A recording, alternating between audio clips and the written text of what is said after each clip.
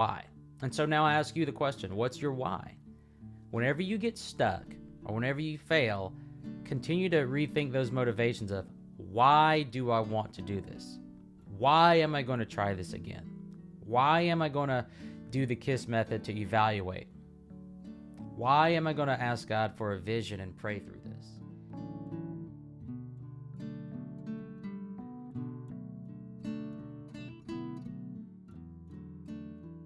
Hey guys, today I just really wanted to talk about just some ways to overcome failure. Failure is something that can stop you in your tracks, and it can stop the progress, one, of your leadership, but also it can just kind of derail you from the path that God has for you. Now, it's not saying that failure is not in that path, but on how we work through failure, because it is easy to quit when we fail. That is nothing but the truth. It is easy to quit when we fail. And there's a reason why, is because failure is this overwhelming feeling of shame, of guilt, and regret. However, we're going to talk about just 4 things that can help you be able to move past that failure, not skip it. All right, that I ain't got that for you today. That's literally impossible. But it is to move through failure with a path forward. That, yes, there's going to be some bumps and bruises. Yes, there's going to be some scars, but you can continue to move forward through that failure. So the first step, and really just kind of, it's not a sense of overcoming failure, because it's going to happen. And I don't want to give off a sense of you're never going to experience failure when I say overcome failure. I guess the best phrase I've heard it before is just failing forward. Just when things don't go right or well, or when you make a mistake, just fall forward. Just lean forward and keep moving versus falling back, and then you're on your back, and then you just kind of stay there. So really the 4 ways of just kind of failing forward, to moving forward through failure. The first one really is just to accept it. Just accept that you failed. Now, the biggest part of this is just humility, and that's just accepting and being aware of yourself, and knowing and taking responsibility and accountability of, hey, this was on me. There's no one else to blame for this but me. I did this. And one of the things with accepting failure is it's hard, because we don't want to admit when we mess up. We don't want to admit when we blow it. And I don't know about you, but I screw up a lot. So it is what it is. But the biggest thing to fail forward is to accept it, and to acknowledge it, and to share it. I read a book one time. It's a book from ministry, but it's from a guy named Brian Dollar, and it's called I Blew It. I read that book like 9-10 years ago when I first started in ministry. And it was a book that he shared just really all of his things that he's failed at.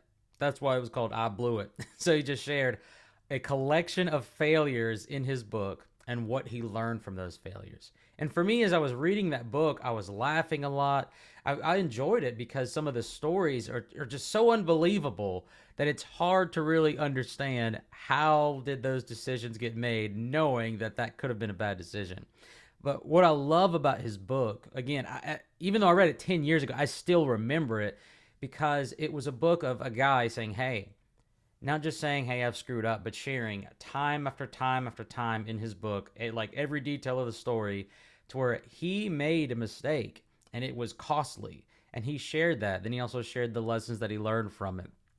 So one of the stories that he shared in the book I Blew It was about, and again, I remember these stories. That's how good it was. Again, that's why it's so important for us to accept it, so that we can be able to share it to others. So one of the stories that he shared in his book was that his church was doing a big Easter event, and he was in the AV booth, kind of in the room where they're showing the service, and close to the room, I believe there were some props and some costumes from some kids event that they were doing, to where they would have characters, and characters were acting with the kids. So there was just a collection of those props and costumes close by the AV booth, to where they could still kind of view the service and see where the pastor is.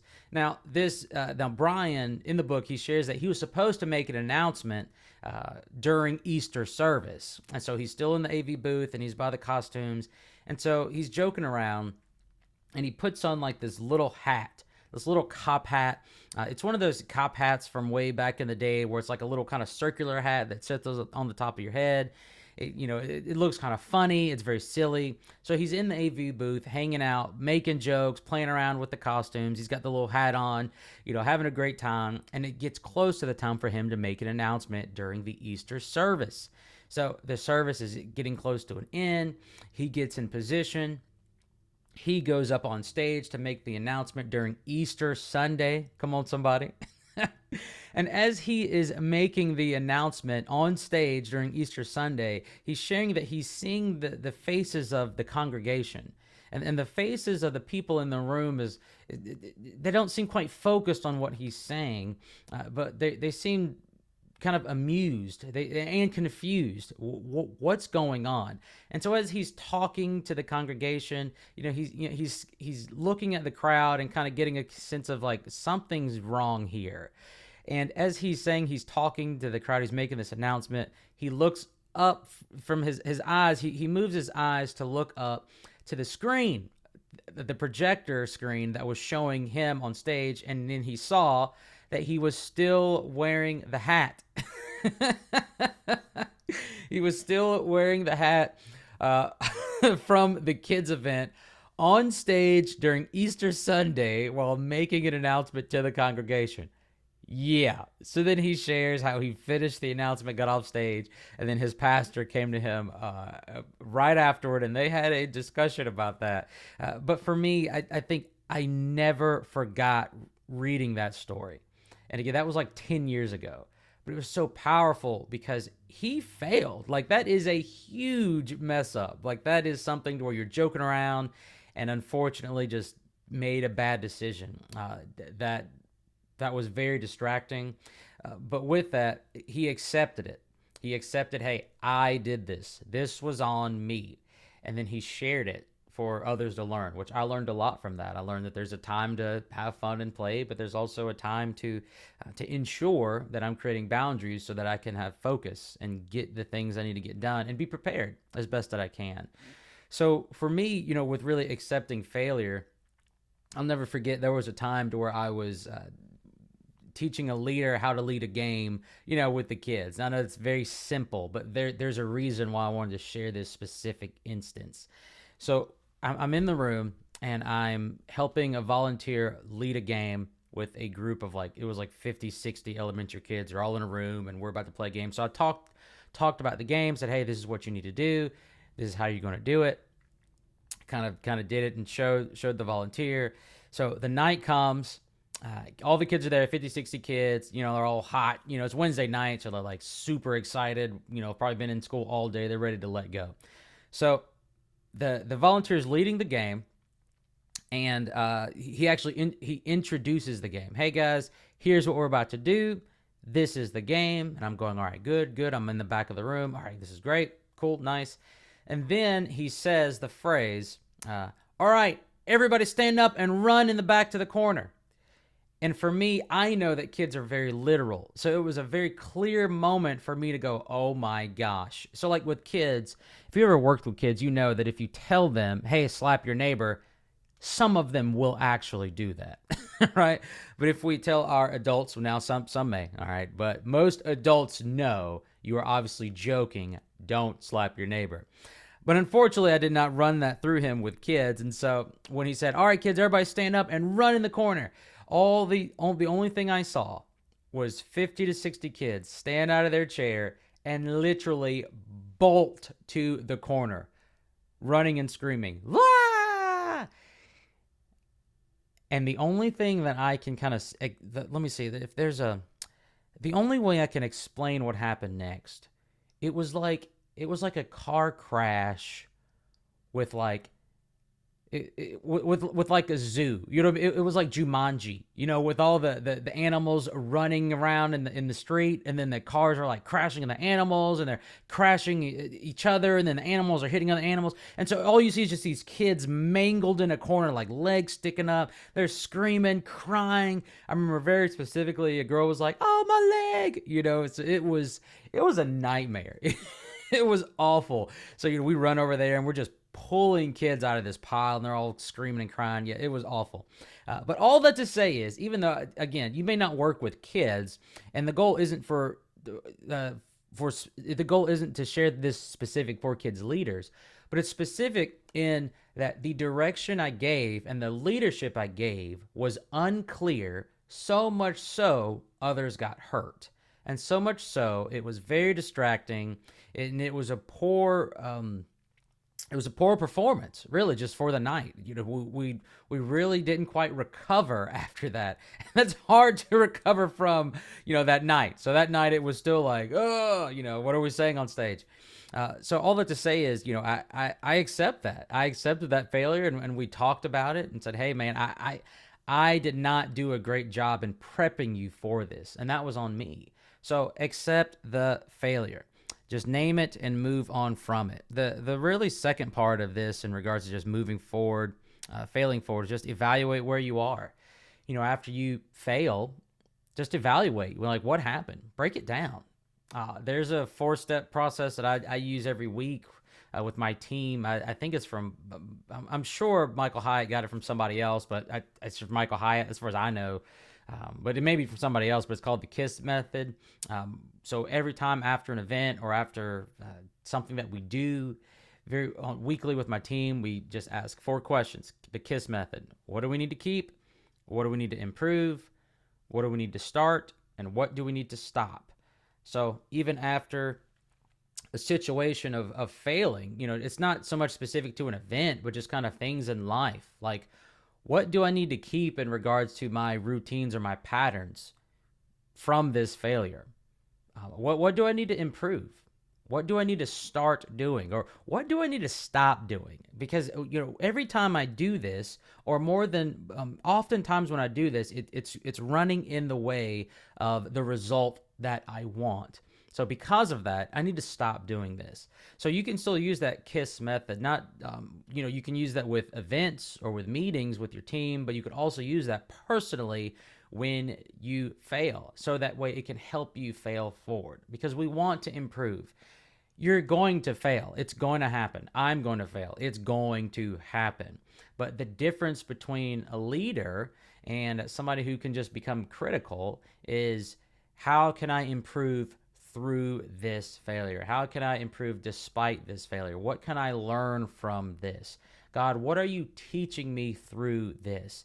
Those types of questions can help equip us so that actually it can increase our capacity so that we can become better prepared. So there's nothing wrong with failure if we move forward. So, but in order to move forward, again, you need to evaluate where you are. And again, the KISS method is a great really method to do that. Again, I didn't make it or create it, but it's something that I use quite often. So the third part of failing forward, I wrote down, is just honestly, just dream and pray about where you want to go. Just dream and pray about it. So we fail, we accept it, we evaluate it. What happened? What happened? And the next step really is just to dream and pray. Where do I need to go next? Where do I want to be? Because if I'm stuck or if I've failed, there's still an opportunity. There's still hope. There's still some effectiveness on the other side. There's still results that I can help people, or I can serve people, that I can accomplish these goals or do the things that I'm called to do and be who I want to be. It's still on the other side of failure, but sometimes it's hard to see it. So when it is hard to see because of that failure, again, the great thing you can do is dream and pray. Just ask God for a vision. God, I thought this was going to happen, but actually ended up doing this over here.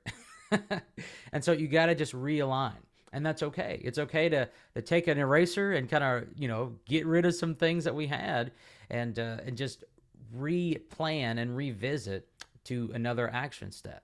So dream and pray about where you want to be. So then after that, which is the final thing in regards to moving forward from failure, again, I'll just recap. You want to accept it. Accept that you failed. It's okay. You're going to fail. I'm going to fail. But failure isn't final. And honestly, there's really not much growth when everything goes great. You're not really growing. There's no stretching. There's really no opportunity because everything's great. Everything's fine. So accept it. Then the next one is evaluate it. And then from evaluating, you want to dream and pray, dream for a vision, ask God for that, and then move forward. And then really the last part of that in regards to failing forward is just do the next right thing. I heard this from Dr. Cutchins. He says this a lot, Dr. Stephen Cutchins. He says, just do the next right thing. Just do the next right thing. You don't need to know everything, but just do the next right thing.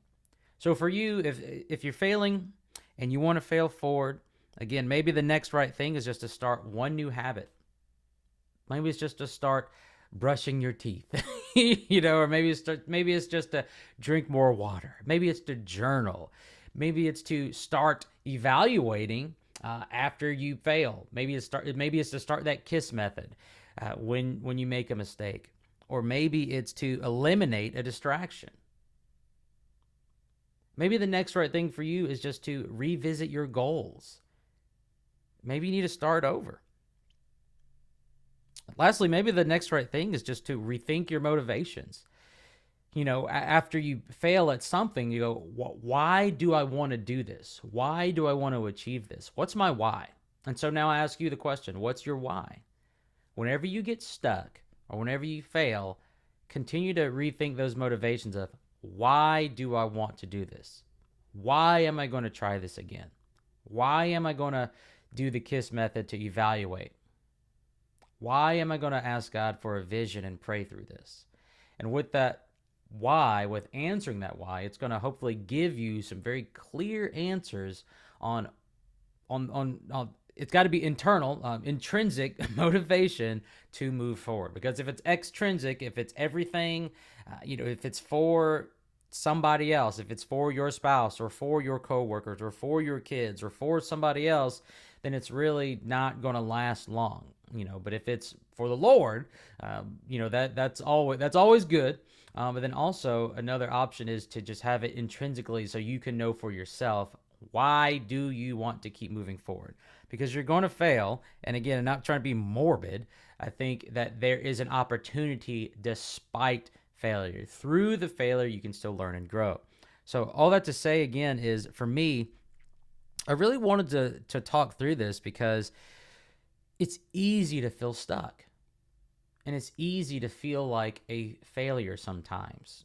When social media doesn't help, the things we see online don't help, the things we even see in person, it doesn't help with that.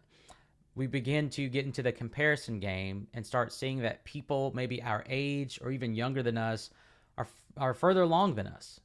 They have more money than us, or they seem more happy than us. They seem to have a better relationship with their family than us. They seem to have more material things than us. But playing the comparison game is a very accelerated way to feel like a failure. And even though let's say there's something that you have done that you have failed at. So like me, when I flunked out of college in 2007, 2008, that was nobody else's fault. That was on me. And it wasn't even me comparing to anybody or anything.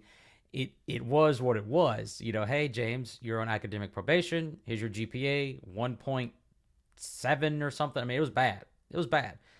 And I failed at that. But there was I was the cause of that. So after I failed at that, I evaluated, what am I doing? And I evaluated the consequences of that failure, that I still had a student loan to pay for. My mother also had my student loan to pay for. Even though I flunked out of college, she was still paying for my student loan. Like that, for me, hurt, because that was a very realization that my choices have caused me to fail, but it's also having negative consequences on other people.